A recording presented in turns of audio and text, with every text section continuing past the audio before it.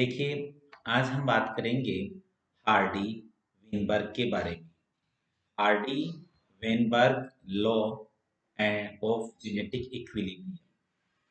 Population dynamics के लिए Hardy Weinberg का जो लॉ है वो बहुत इम्पोर्टेंट है। ये क्या है इसे समझते हैं हम कि 1908 में इंग्लैंड के वैज्ञानिक थे हार्डी और जर्मन साइंटिस्ट थे वीनबर्ग ने यह नियम प्रतिपादित किया।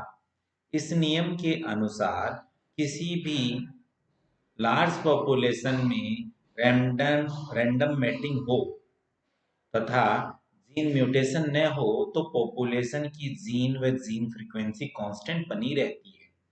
यहाँ चार बिंदु निकल करके आए हैं कि ये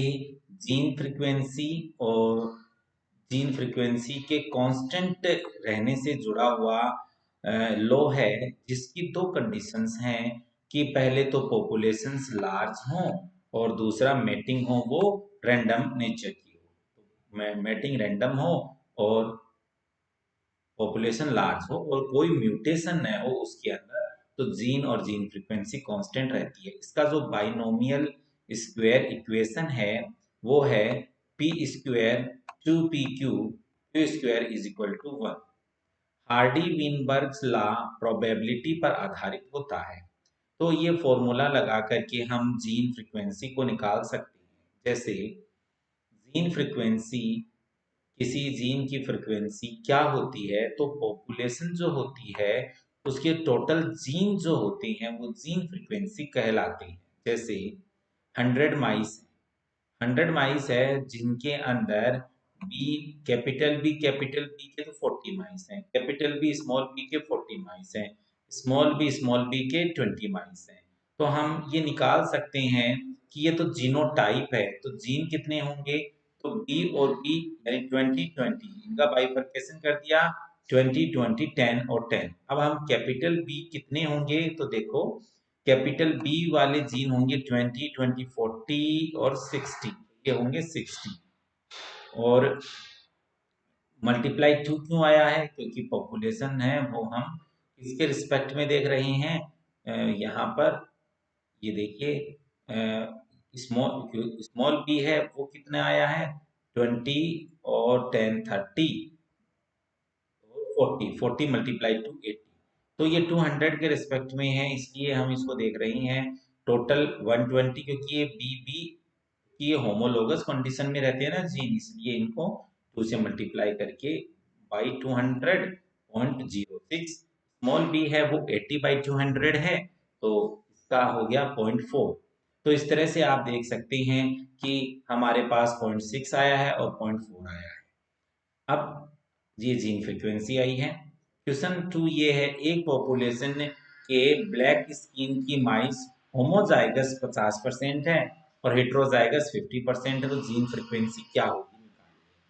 तो हार्डी विनबर्ग लॉ के अकॉर्डिंग होमोजाइगस कंडीशन में बी बी 50% है, तो ये B capital B 25 small B 25 और ये बी बी होगी 25 होगी, तो बी की टोटल कितनी होगी 75। कैसे देखो 25 50 और ये आ गया, हेट्रोजाइगस में भी एक कैपिटल बी होता है तो 75/100/0.7 और स्मॉल बी बटे total is equal to 25/100 is equal to 0.25। तो इस तरह से इसकी भी निकलती है। अब हम इसको बाइनोमियल इक्वेशन में रखें, क्योंकि हमें क्या निकालनी है, जीनोटाइप फ्रीक्वेंसी। पी तो जीन है, लेकिन अगर इसका स्क्वायर आ गया तो ये क्या बन गया, जीनोटाइप 0.75, क्योंकि पी डोमिनेंट को शो करता है और यहाँ पर डोमिनेंट क्या है, कैपिटल बी। तो 0.75 का square 2pq, 2 multiply 0.75 multiply 0.25 plus ये स्मॉल बी को रिप्रेजेंट कर रहा है, इनका टोटल क्या होता है 1 इक्वल टू 1। तो ये स्क्वायर प्लस ये, तो इस तरह से सॉल्व करेंगे तो हमारे पास ये परसेंटेज आएगी। तो ये हमारे पास जो तीन चीजें आई हैं, ये आई हैं जीनोटाइप फ्रीक्वेंसी इसकी आई है। तीन टाइप के जीनोटाइप होंगे इसके अंदर, एक तो कैपिटल डोमिनेंट होगा, एक हेटेरोजाइगस होगा, एक रिसेसिव होगा।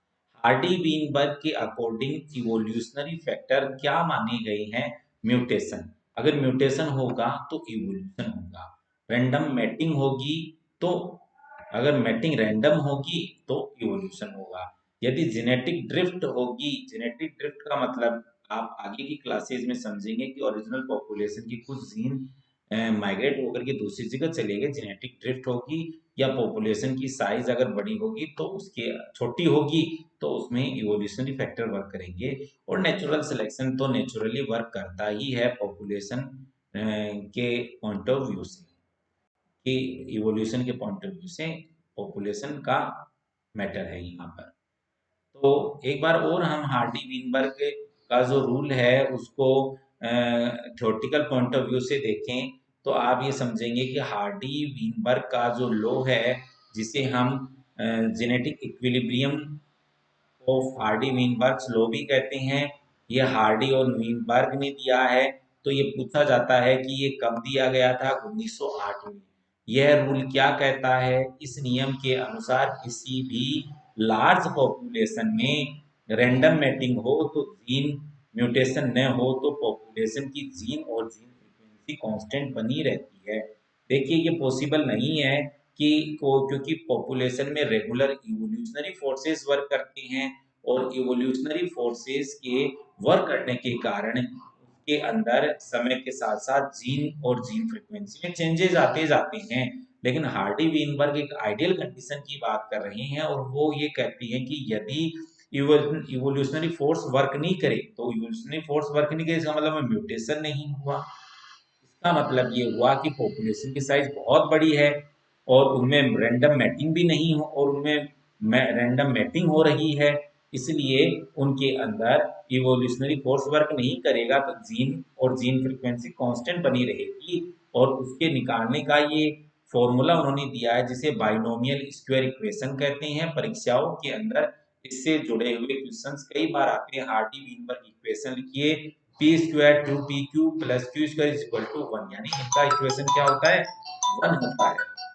हम इसमें बात करते हैं पी स्क्वायर, तो ये एलिल है या जीन फ्रीक्वेंसी है डोमिनेंट की, ये रिसेसिव की जीन फ्रीक्वेंसी है, और ये हेट्रोजाइगस की जीन फ्रीक्वेंसी है।